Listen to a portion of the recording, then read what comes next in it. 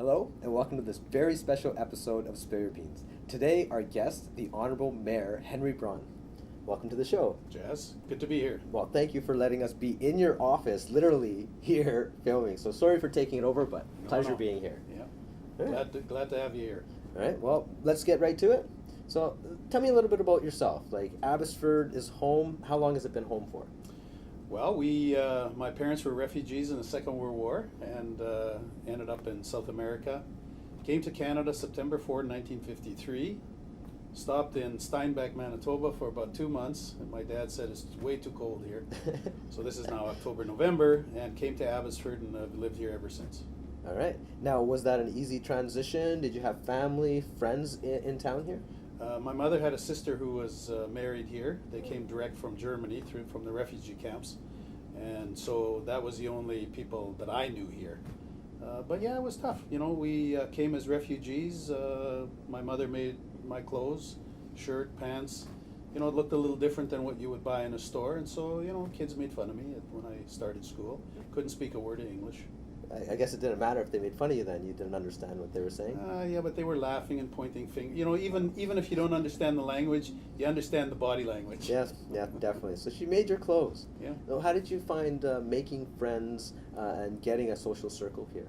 Well, it was difficult. I couldn't speak any English, so most of the people in school. Now there was some Mennonite other families here, so I did know some people that I could speak German to. But you know, we were kind of isolated.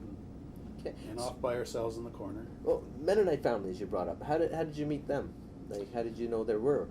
Well, my mother and father were born in the southern Ukraine. Their forefathers came in 1789 when Catherine the Great opened up the southern Ukraine, and they were farmers for 150 some years until 1943 when. The German army ended up taking all of the Mennonites with them back into Poland and Germany, and ended up in refugee camps, and it was tough. My parents, they fled Poland in January 45 and cold winter. When they crossed the Oder River, they stopped and buried 200 kids that were under age of 2 years old because they just couldn't keep those kids alive. They didn't have enough blankets and clothes to keep them alive, and that's just the way it was. Oh, I did not know you were going to share that part. Yeah. It's scary to think that that's our history. It's not like we're reading about it lifetimes ago. We have an example, Yeah. right? Wow, I had not.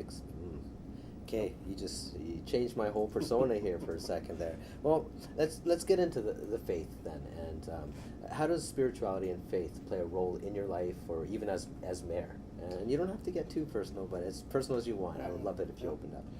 Well, I would say, I mean, I grew up in a Mennonite home, went to church every Sunday until I was 16 years old, and I saw a disconnect between what I was told I should do and what I saw people who were telling me that doing different things. You know, you shouldn't smoke and you shouldn't drink and watch TV and a few other things that I thought was, I mean, the smoking was okay, but the watching TV I thought was a little strange. You had TV back then? No. Yeah, we did actually in our home, but many of my family, extended family, didn't, and but I'd see them in the barn after church on Sunday smoking. Yeah. But they told me not to smoke. So, anyways, make a long story short, I basically parted company with the church that I was involved with, and it was another 22 years before I came back.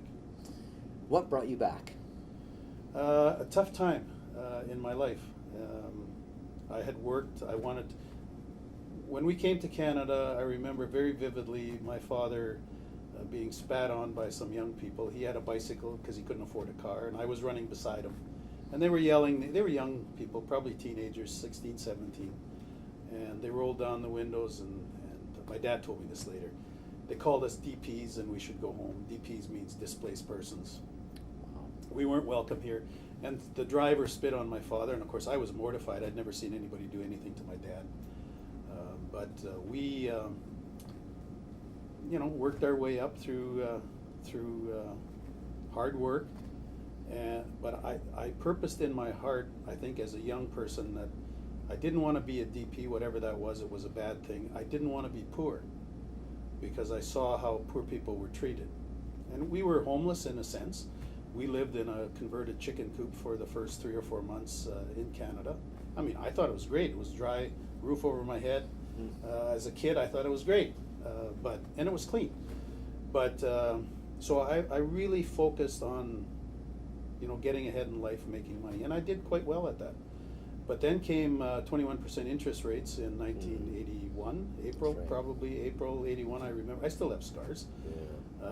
and I just about lost everything, and that was a tough time in my life because everything I'd worked for, I found out that the ladders I'd been climbing led nowhere, and so that gave me pause to think about deeper things, spiritual things. And to make a long story short, my wife, who had been taking our kids to church, said, maybe you should come and engage the church again. And I said, I don't think so. But anyways, make a long story short, I did. And so what kept you there? Was there something that drove you back there? Was it just pleasing the wife to going there? No, my wife had been talking for 14 years, so it wasn't that. It just... my daughter asked me a few questions. She was 10 at that time and wanted to know why I didn't come to church, and if I died, what would happen to me. And I didn't answer because I didn't know the answer to that question, or I didn't have an answer to the question. But 6 or 7 weeks later, I said I'd come. Yeah. And I started going, and I heard some good messages that made me think. A guy by the name of Ravi Zacharias was a guest speaker here. Which church? Seven Oaks Alliance. Oh, okay. Still here. Yep, still here. And make a long story short, I recommitted my life to the faith that I grew up in, and I've not looked back. Faith does, we all have a worldview. People that say they have no faith, it takes faith to have no faith too. So I think it does impact. Growing up poor and watching my mom and dad struggle and hearing the stories, what they faced is very similar to what a lot of the Syrian refugees are facing today. And so I can connect with that in a way that others who haven't lived that maybe aren't able to. And it gives me empathy and compassion for people who don't have a voice. And part of why I ran was to actually give a voice to people who felt like they had no voice. Every voice matters, and so we need to do a better job of that. Well, you've kind of connected with us and other people in this room as well. When you said the DP comment, that in our community is heard quite often too. And my father was also an immigrant, and I heard him being yelled and sworn at. And I remember my dad teaching me as well, saying, you know what, it doesn't mean anything. You do what you have to do in life. And he said to follow faith, but he never told me which faith. He just said, be faithful in life. And thanks for sharing that. So you brought up family, brothers and sisters. You said daughter. How big of a family you have? I'm the oldest of 7 children, so there's four sons and 3 daughters. And I lost a daughter. I lost a sister to cancer in 1999. She was 40 years old. I'm sorry about that. Yeah, so All right. stuff happens.